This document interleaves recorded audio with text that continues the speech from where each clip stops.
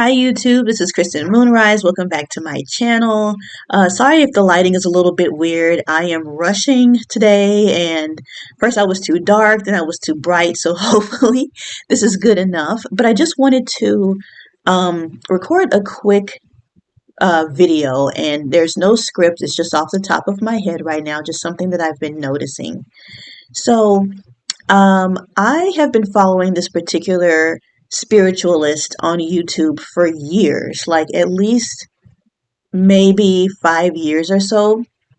And she is great. She gives really good predictions. She's really well versed and knowledgeable about old cultures and spirituality. And she's just really great. She's a really honest person. And she really helped me get started with astrology. I was interested in astrology at one point. I finally decided maybe I can look into something like astrology and not be a skeptic. And she suggested a book on one of her live streams that I still use today and has been extremely helpful. So I credit her to being a major part of my spiritual journey and even starting my business as an astrologer. So recently, she recorded a video, and it's not unlike many of her other videos from before. And so she was saying how, you know, she's definitely a fighter for the underclass, for people who aren't paid what they are worth. And I absolutely agree with her. Everyone needs championing. No one needs to be exploited. I totally understand that. And but a lot of there's as we know there's a lot of spiritual people are who don't make a lot of money, and a lot of people say, I'm not going to say my opinion on this, but it's interesting to think about, like, if you are really spiritual you should be able to make money. You shouldn't still be broke as a spiritualist. So this particular woman that I'm talking about has been wanting to stop renting for a good while. She has adult children, and she's kind of still in the same position that she's been since I started watching her, maybe about 2020, however long ago that was. So, anyway, again, she's a champion of people not being able to make ends meet on minimum wage and really fighting for more money for them. And I completely agree that the exploitation is bad and it's only getting worse year after year. But one thing that I totally disagreed with her on is that she was wanting to cast spells on the billionaires. And let me be the first one to tell you, I am not Elon Musk's biggest fan, nor Jeff Bezos, nor a lot of these really popular billionaires of today's time. I'm not their biggest fan by any means. But what they have done now is open up another layer of wealth on what we can unlock in this era. Just like with Madam C.J. Walker, with J.P. Morgan and Rockefeller and Vanderbilt and all of those um, greats from 100+ years ago. Every era has their new breakout millionaires, billionaires that have unlocked a new layer of wealth that we can all achieve. So I think it's really important to not spend years saying the same thing over and over again, championing for the little person to make more money. Yes, that is what we should be doing, because we all know none of us can live on minimum wage. But instead of wanting to put, hexes or curses on the evil billionaires, really look to them. And I feel like this is what our spirituality is really asking us to do. Our true spirituality is not asking us to put spells on evil billionaires, but it's asking us to expand into more wealth. So many people are saying, oh, $60,000 doesn't buy what it used to. Absolutely. And maybe it's not meant to. Because when you continue to say year after year, this doesn't get me what it used to get me.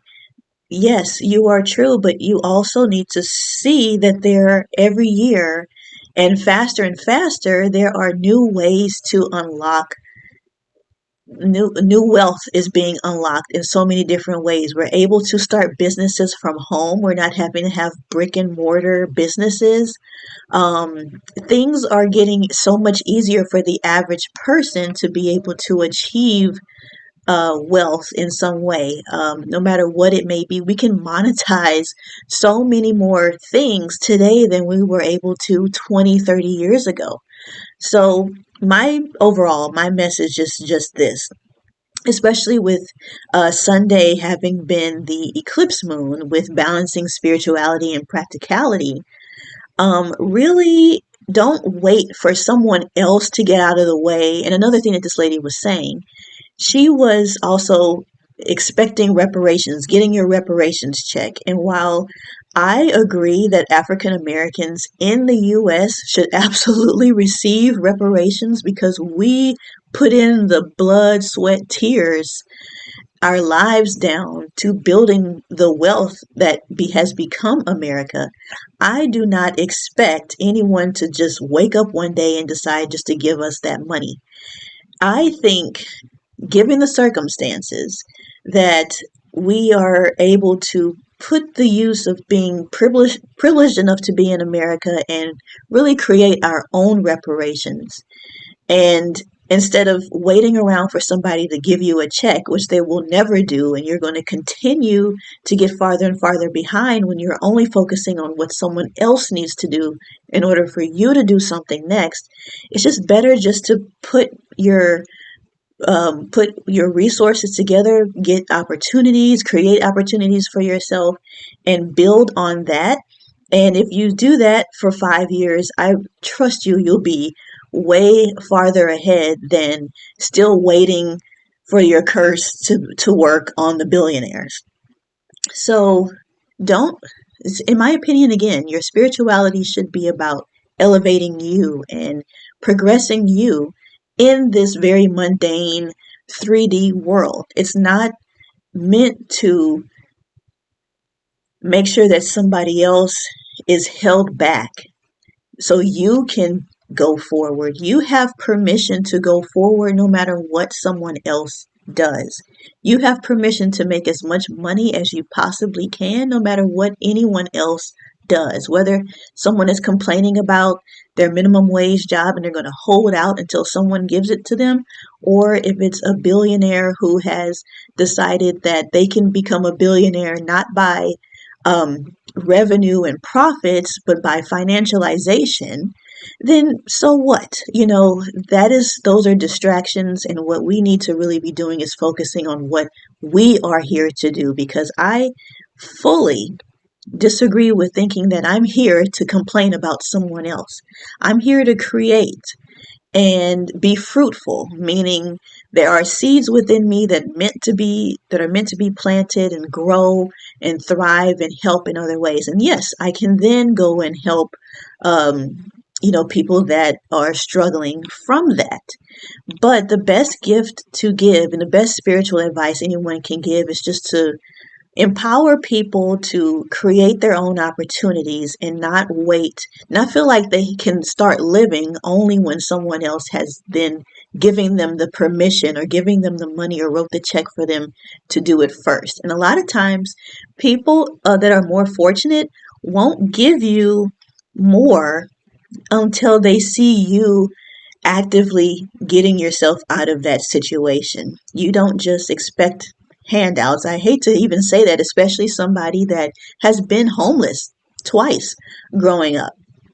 And I remember in 2008, um, during the big crash, that's what motivated me to eventually go into grad school to get my MBA. I learned not everybody has to lose. No, in these big recessions and in these big economic downturns, not everyone loses. Not everyone loses everything. In fact, some people even win. They even somehow make more money. And although I do not advocate for people profiting off of a depression, I don't agree with that. But I do think spiritually we should be learning how to get ourselves out of these situations. And so I've experienced, what it means to lose everything. And I don't see the point in repeating that again. I think it's my responsibility to figure out how to win, how to start winning. It's easy to lose, but becoming that person who wins, that is the true spiritual shifts and growth that we should be experiencing here, not um, putting curses on billionaires so they can fall. I think if God wants them to fall, then they'll fall. I don't care if they fall or if they end up becoming quadrillionaires. It's not going to stop me from living out my purpose and being all of what I can be. So that's all I have to say. Let me know what you think in the comments.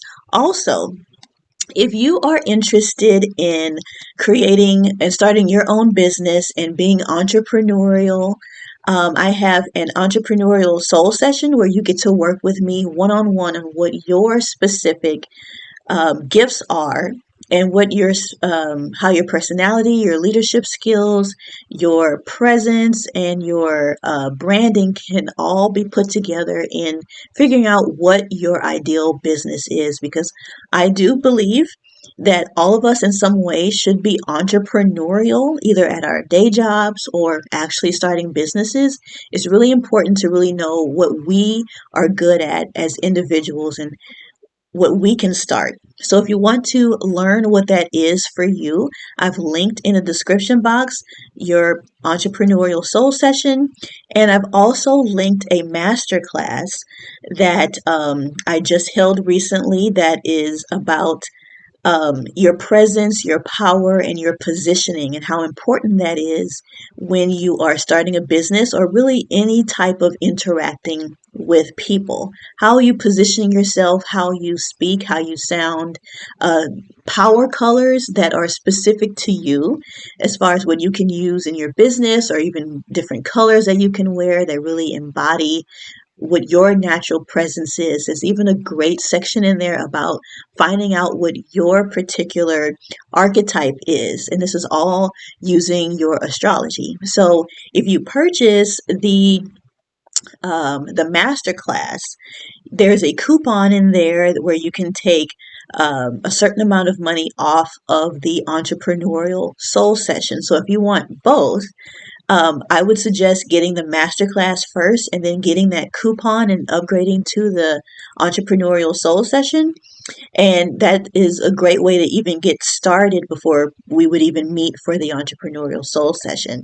But if you just want to get right to the soul session and you want to know what you're good at, how you should show up, how to best utilize your communication skills, what is your special leadership style, all of that is you can you can find that in the entrepreneurial soul session. We'll go over that one-on-one. I've linked all of that in the description box and maybe also pinned in the comment section.